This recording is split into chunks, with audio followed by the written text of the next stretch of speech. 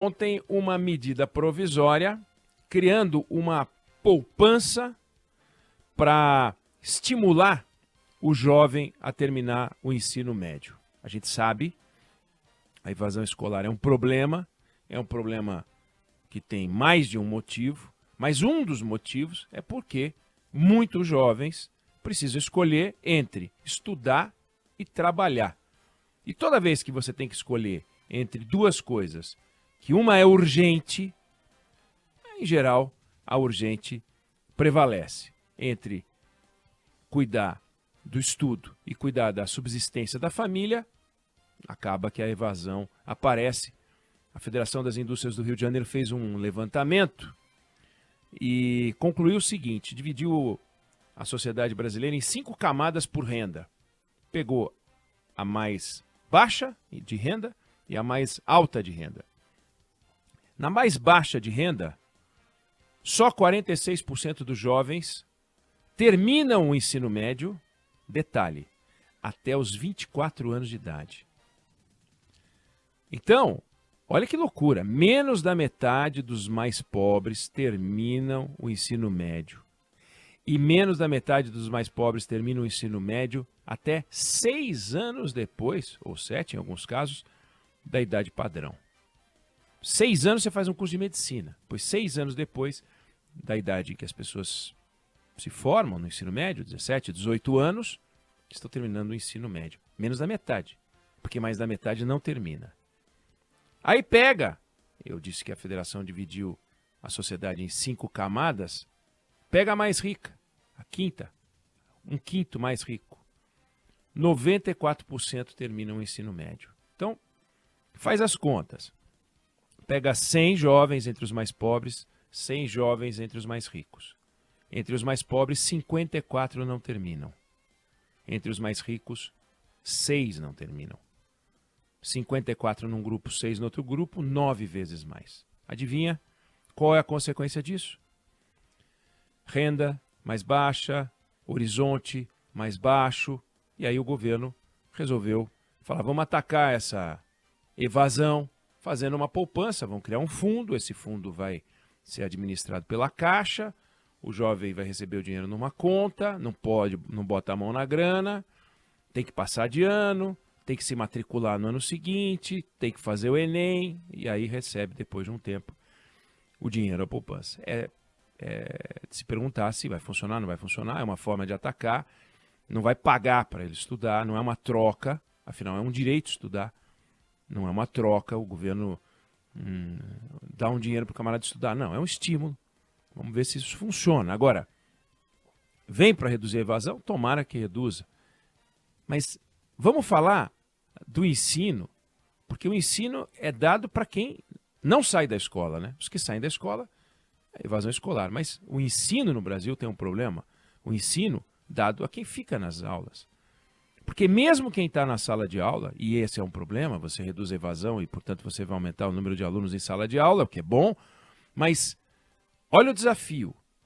1 de cada 4 alunos chega ao final do ensino médio, ou seja, termina o ensino médio, sem saber, aliás, 3 de cada 4 terminam o ensino médio sem saber o mínimo exigido em língua portuguesa. 3 de cada 4. 3 de cada 4 é inacreditável. E a gente festeja, porque no caso da matemática, 8 de cada 9.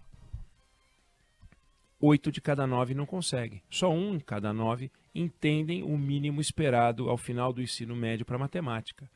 Com esses números, a gente vai combater a evasão e vai botar os alunos num sistema onde a gente tem muito o que fazer.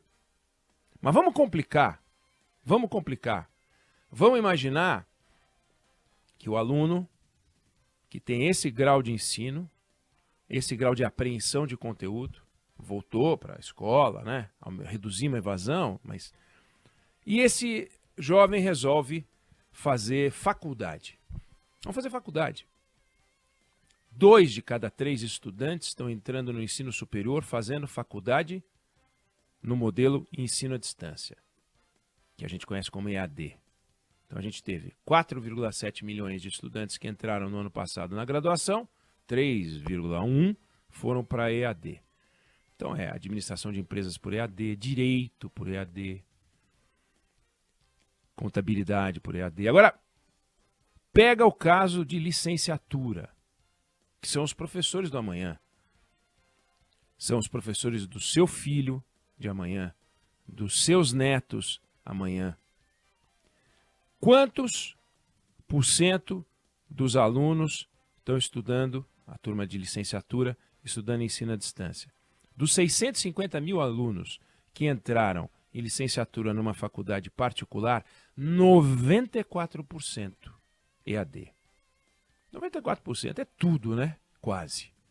94% EAD. Agora, você imagina você virar piloto de Fórmula 1 por EAD, você virar astronauta por EAD, piloto de avião por EAD, professor por EAD. Professor não é teoria, não é ficar decorando os conteúdos que são passados, é experiência, é contato pessoal, é presencial. Presencial. Professor tem desafios, vai ter que enfrentar o bullying, vai ter que saber como lidar com a garotada, vai ter que ter experiência com gente, e ele fica atrás de um computador, em casa ou num celular, pegando os conteúdos. Resultado, o nível vai baixando. A qualidade do professor, não só técnica de conhecimento de conteúdo, mas também a experiência.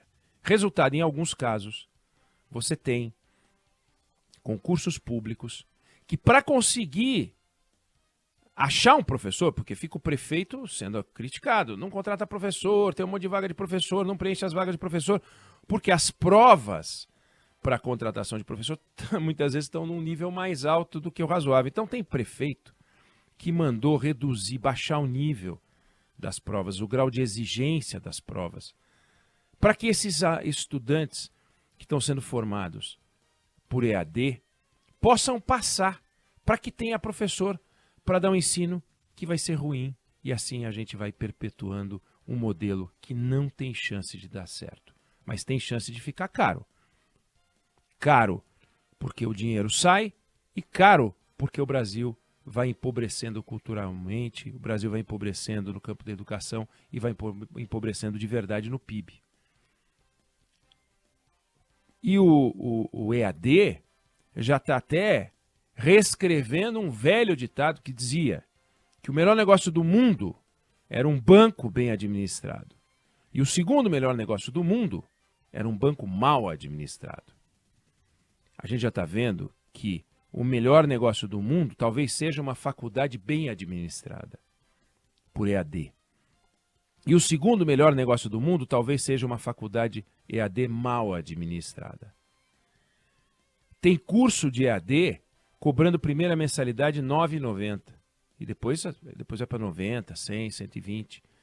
Como é que é possível passar conteúdo por R$ 190, R$ 150 por mês? Mandando um PDF para o aluno, para o celular, para o WhatsApp dele, ou disponibilizando com login e senha, cobrando o boleto e não gastando mais nada. Pilantragem. Pilantragem com a chancela do governo. Pilantragem com a chancela do Ministério da Educação. Pilantragem porque não estão ensinando o razoável para ensinar. E com a chancela porque eles têm autorização de funcionamento, eles têm o poder de dar um certificado, um diploma, dizendo que aquele estudante é um professor, que aquele estudante é um bacharel. O que é um escândalo. É um escândalo. E o Ministério da Educação, que agora fala em controlar a evasão, é fundamental, o Ministério da Educação tem que fechar, não é só controlar e impedir a abertura de novos cursos, não. Tem que fechar essas faculdades pilantras, salafrários, que dizem que democratizam o ensino, o que seria verdade se ensinassem com qualidade, há exceção, mas não há nada ligado à democracia nisso. É um crime que tem que ser enfrentado. Talvez fosse assunto para o Ministério da Justiça. Talvez fosse um assunto para a Polícia Federal. Enriquecendo grupos empresariais com a miséria educacional. Enriquecendo grupos empresariais com a miséria social e econômica da sociedade brasileira. A ilusão, vendendo para as pessoas a ideia de que elas estão se tornando professores. E na outra ponta, faltando professor. Baixando o nível do ensino. Dando uma aula pior para os nossos filhos e netos, que vão aprender menos e vão entrar numa faculdade EAD e vão ensinar ainda pior os nossos bisnetos e tataranetos. E assim, enquanto Singapura, Coreia e outros países vão avançando, a gente vai, no melhor cenário, andando de lado, mas correndo sério risco de andar para trás, que é o que está acontecendo. Então, combate à evasão, sim. Precisamos botar os alunos na sala de aula. Agora, combate à baixa qualidade é fundamental. E começa com a patifaria, que é mais fácil. É muito difícil qualificar os professores para que os alunos no ensino médio tenham o conhecimento de matemática, português e outras matérias. É difícil, dá trabalho. Aliás, diga-se, a gente quando fala em doença, normalmente a gente pensa no organismo, a gente fala em distúrbio, enfermidade. E, em geral, quando você consegue fazer o diagnóstico, o remédio é mais fácil. Em geral. Em geral. Tem muita doença que mesmo fazendo o diagnóstico você não consegue o remédio. Mas no ensino brasileiro o diagnóstico está feito há muito tempo. Pelas melhores cabeças do Brasil. Entidades privadas, entidades públicas, ONGs, alguns governantes com experiência grande. O governador do Ceará, atual ministro da Educação, tem uma experiência pessoal na educação. Então, não falta capacidade de diagnóstico. Mas a gente não está conseguindo implementar, mesmo sabendo qual é a doença. Do ensino fundamental, do ensino médio e das universidades. A gente sabe. Não é a gente sabe porque a gente é muito sabido, não. A gente sabe porque o diagnóstico é simples. Basta ver os sintomas de uma sociedade que não aprende, de uma sociedade que não avança. Então, numa ponta, a gente precisando loucamente de professor, na outra ponta, faltando professor de qualidade. Numa ponta, o mercado pedindo mão de obra de qualidade, na outra ponta, a qualidade não vem. E aí vai complicando, e vai complicando, e vai complicando. Esse cenário precisa ser enfrentado com muita seriedade. Aqui não tem conversa de direita e esquerda, aqui não pode ter conversa de ideologia, não existe matemática de esquerda e de direita, não existe ensino de português de direita e esquerda. Os que querem ideologizar, que se matem no boteco. Mas aqui é coisa muito séria e a gente está brincando com algo que não pode ser tomado como engraçado. Eu não sei se você concorda ou discorda, mas essa é a opinião que eu tenho sobre o assunto.